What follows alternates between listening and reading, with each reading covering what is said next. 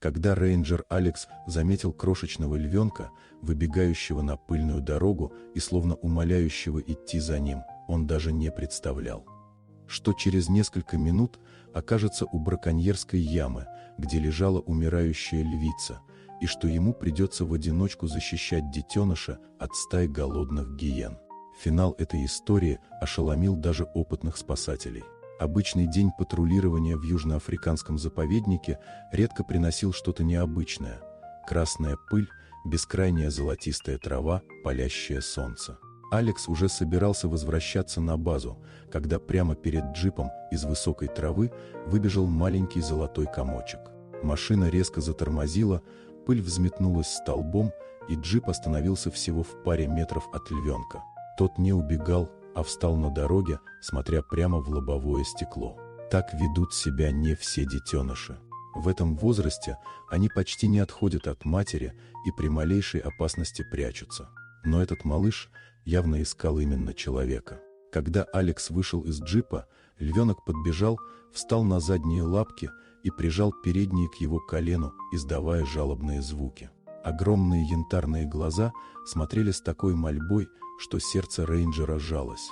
Малыш развернулся и побежал к траве, постоянно оглядываясь, проверяя, идет ли за ним человек. Алекс без колебаний схватил рюкзак, бутылку воды и веревку и бросился следом. Через несколько минут львенок остановился у старого дерева и начал настойчиво заглядывать в яму. На дне лежала львица, почти без признаков жизни, обезвоженная, покрытая слоем красной пыли, с мутными глазами и потрескавшимся языком. Детеныш звал мать, которая не могла подняться. Алекс схватил рацию и вызвал помощь. Ответили: «Выезжаем через 20 минут».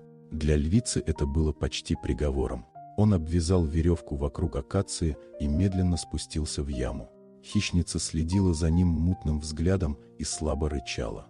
Алекс осторожно дал ей воду, капля за каплей, успокаивая ее. Почти литр ушел на протяжении нескольких минут, и глаза львицы на мгновение прояснились. Вдруг сверху раздался ужасающий крик львенка. 5 гиен окружили яму. Детеныш весом всего 5 килограммов, не теряя смелости, рычал на гораздо более крупных хищников, защищая мать. Алекс бросился к джипу, зарядил сигнальный пистолет и выстрелил. Яркая ракета осветила саванну, оглушительный грохот отпугнул гиен.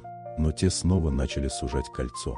Львенок кинулся вперед и вцепился когтями в морду одной из гиен. Алекс выстрелил в землю, подняв пыль и камни. Гиена отскочила. В этот момент из кустов появились 2 спасательных пикапа на полной скорости.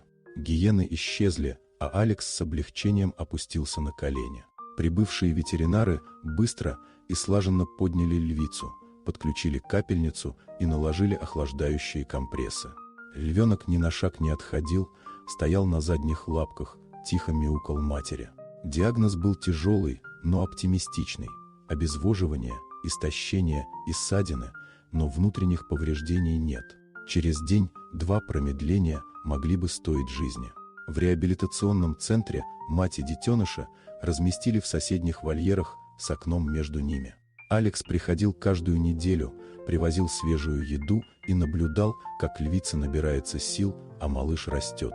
Через 2,5 месяца их признали готовыми к выпуску. Ранним утром Алекс открыл клетку. Львица первой осторожно ступила на траву, растянулась всем телом и тихо зарычала. Малыш выбежал следом, закружился в радостном вихре, гоняясь за бабочками. Львица подошла к Алексу, коснулась лбом его груди, древний жест уважения и благодарности. Алекс погладил гриву, чувствуя теплое урчание. Львенок встал на задние лапки и лизнул руку человека, точно так же, как на дороге. Потом они ушли, растворяясь в золотой саванне. Малыш несколько раз оглядывался, проверяя, видит ли его спаситель. Эта история стала легендой среди рейнджеров. Маленький львенок, который осмелился просить помощи, человек по имени Алекс, рискнувший ради чужой жизни, и львица, которая навсегда запомнила добро. Иногда самые невероятные чудеса начинаются с одного отчаянного взгляда янтарных глаз на пыльной дороге.